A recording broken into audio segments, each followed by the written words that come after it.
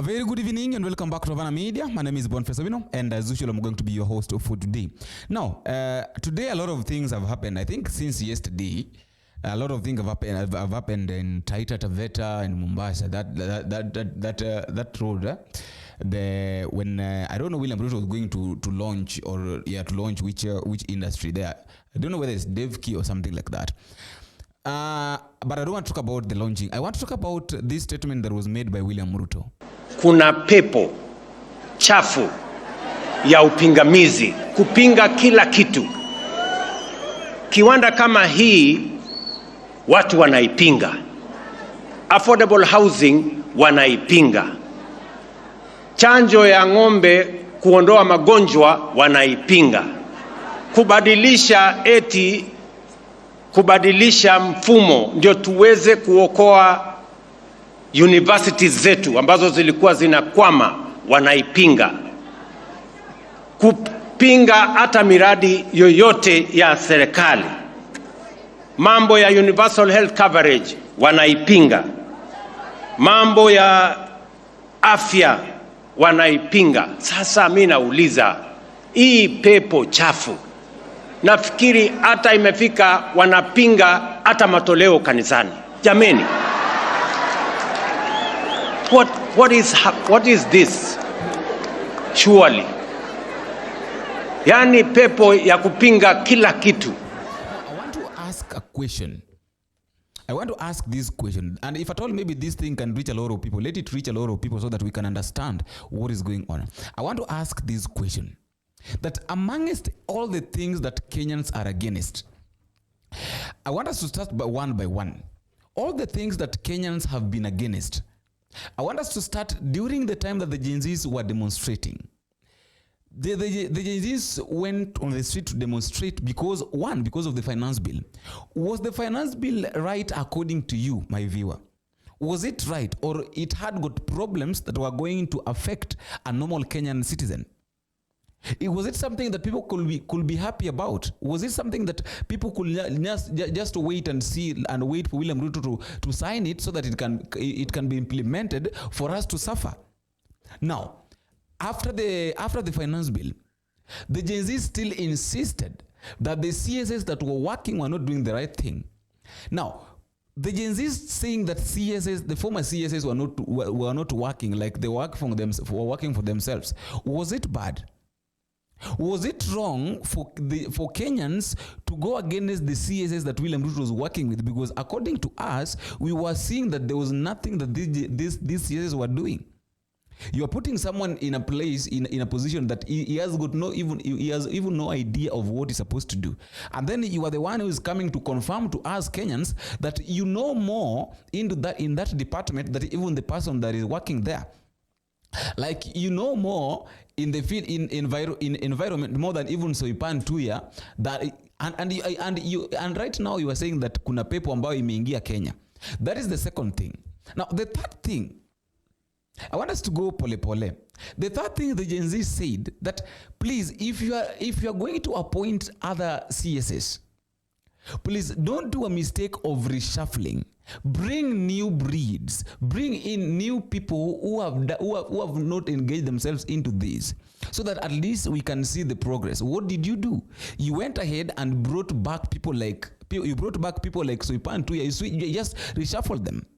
You brought people like Soipan Tuya, Aden Duale, people like Kipchumba Murkomen. You still brought them back, and then now you lied to us. You tried to play with our minds, thinking that we did not know what was happening by bringing John Mbadi, bringing Opio Wandai, alias Anjoho, and this lawyer guy, the one in Fuliza. Who is it? What is his name? Weekly for Paranya, from Azimio La Umoja, from ODM. Telling us that those are the experts that are going to help you to work for us, to deliver to us. What did they do? What are they doing now? The so-called experts, what are they doing now? Now, when these people were in opposition, They were doing well. They were putting government in pressure. William Ruto was in pressure. And now William Ruto realized that, okay, for me to neutralize this problem, for me to not give these people time, or for me to avoid a lot of pressure, let me bring these people like Alias and Joe on board, people like John Badi and Opio Wanda, because these are the brightest people, at least these are at least the brightest people in ODM that can give me a lot of pressure coming 2027. Let me bring them on board. Now, when you brought them on board, what did they do? What have they done? Alias Anjo is just threatening us that he's coming for the people that are talking about, for the people that are talking online. We have got freedom. We are supposed to report. We are supposed to say any. Now, suppose the Gen Zs did not say these things online. Suppose these things were not raised, the alarm was not raised online by the Gen Zs or by the people that were raising the alarm. Do you think all these changes that we now have could have happened? Do you think even this Adani deal, this Adani issue could have happened? You could have gone, the government could have gone ahead by signing the Adani thing without us Kenyans knowing, suppose it was not raised online.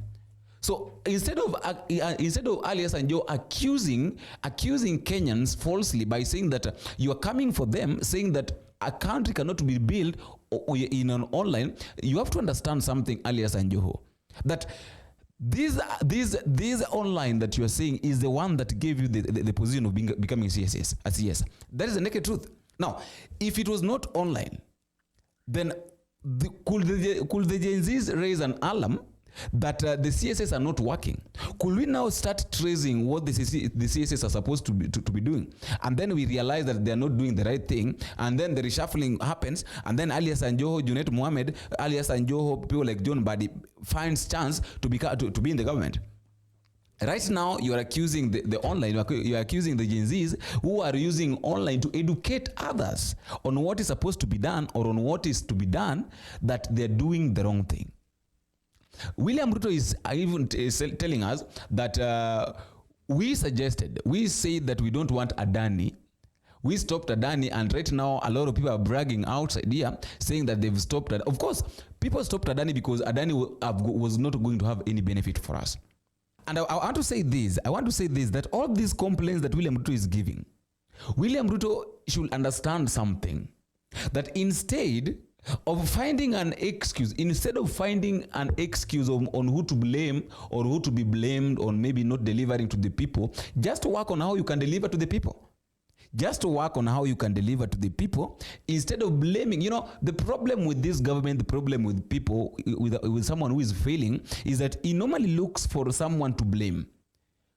After feeling like now you are heading to the wrong direction where you are going to fail, you look for someone that you can blame. You always look for people to blame. Like, I could not do this because of this. I could not work for Kenyans. I could not deliver for Kenyans because they were always on my toes. They were always complaining every now and then. Kenyans are complaining because they are the people that put you in office. So if we don't complain, we as Kenyans, who do you think can correct you on what you're supposed to do? And how are you going to know that you are messing up if we are not, if we don't have internet, if we cannot correct you online? Where? So this issue of Alias and Joho threaten us, you know, William Ruto telling us, okay, why the issue of people have complained about you taking money to the churches. Where are you getting the money that you're taking to the churches? The 5 million Kenya shillings that you just gave on Sunday through Lusaka to Bungoma ACK Church, being led by Ole Sapit. I've not even heard Ole Sapit talking about it. 5 million Kenya. Just the other day, Bishop Anyolo refused to take your money. Returned the money, even though Kimani Chungwa was saying that the money has not been returned. So, you know, this government, I fail to understand what is going on with these guys. Because every now and then they complain, every now and then they don't work for Kenyans, they're not working for us, and then at the end of the day they're coming and telling us that we are complaining too much. If we don't complain, how will you know what you're supposed to do for us? Because we are the people who knows what we want. It is not you to give us what you want. It is us to tell you what we want. That is how it's supposed to be done. Let me ask you a question. You are an employee. You're working in a company, and then you want to tell do you think you can tell your boss what you need to do for the company? Your work is only to come with ideas. Just come with an idea that I was thinking. In fact, what you need to tell your boss is that I was thinking that if we can. I was thinking, not that I want us to. No, I was thinking that if at all we can do this, then it can be better. That is how it's supposed to be done. That I was thinking that we can do this. Not that I want us to do this. Your work is just to bring an idea. So the work of this government, the work of William Ruto together with the John Mbadi, together with Alias Sanjo, people like Junaid Mohammed that are making a lot of noise online with doing zero work in their own areas. You know, it is so shameful how Junaid Mohammed is making a lot of noise online supporting William Ruto. Yet, one of his fellow colleagues, that is Ndindi Nyoro, is being awarded as one of the best performing members of parliament in 2024. Yet he's also a member of parliament. His work is just to brag here that he is a minority leader. You know, this issue, I think this thing of becoming a CS of Interior is really making Junaid Mohammed run mad. He really wants this job so bad. That is why he's supporting William Ruto and everything that William Ruto is saying. I really don't know whether it's going to be given, but let us wait. But one thing William Ruto should understand is that there is no way and there is nowhere Adani taking over JKIA was going to benefit Kenyans. It was not going to benefit Kenyans. At yo Adani sijui tumefukuza Adani, right now we are bragging. Niliona hata watu wengine wanajaribu ku glorify ati airport imesimamishwa. Sasa wale wamesimamisha ujenzi wa airport ni mashujaa. Mashujaa wakufanya kitu gani? Airport pale iko kwa runway. Airport inafuja, iko kwa tent. Nchi zingine wanajenga airport zao. Yetu hapa Kenya ni sijui ni aina gani. Alafu kuna watu wanaongea hapo, tumeshinda sana, sasa tumesimamisha kujenga airport. What gain do you get when you stop the building of an airport in your country? Na huna mpango mbadala. You have no ideas of how to build any airport. You have no clue how it is going to build. Wale wanapinga airport hata hawajawahi kukanyaga kwa airport hata siku moja. There is no way. Okay, you are saying that we Kenyans, you said very well that people that are complaining have not even gone to the airport. They don't even know where airport is. Let me ask this question. How was Adani taking over JKIA was going to benefit Amamboga? Mtu ambaye yuko kule ushambani. Adani kuja kuchukua JKIA kwa miaka 30. Ingemsaidia na nini? Ni sawa, ingemsaidia na nini? How could it help someone who doesn't, a old man, a old woman back in the village, in those sides of Kitui, down there, those sides of Muranga, those sides of Siaya, down the hills, the sides of Western, huko chini Bungoma kule chini? How was it going to help? How was it going to benefit this person? You know, the problem is that you feel like what you're doing, you're not doing as a favor, by the way. The president, this government is not doing as a favor. What they are doing is what they are expected to do for us Kenyans. That is it. They're not doing for us a favor. They're not doing as a favor, thinking that now, simply because now they're in the offices and we are complaining, they feel like now they are doing as a favor. No, it's not a favor. You are not favoring anybody. You're doing for us the work that you're supposed to do for us. You are our employer. You are our employees. We are your employers. You have to work for us. You have to do for us what needs to be done. There is no single day, there is no single place where an employer can tell his boss what he feels or she feels like need to be done. Your work is to bring an idea. After bringing an idea, now you table it with the boss. And then the boss tells you that I was thinking that we can do this. Then let us implement this.